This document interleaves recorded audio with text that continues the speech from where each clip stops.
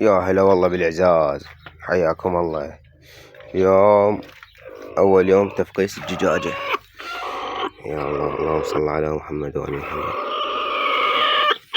اليوم موعد الدجاجة تفقيسها. صلوات على محمد وآل محمد. اليوم أول يوم تفقيس دجاجة. اليوم موعد الدجاجة بيفقس.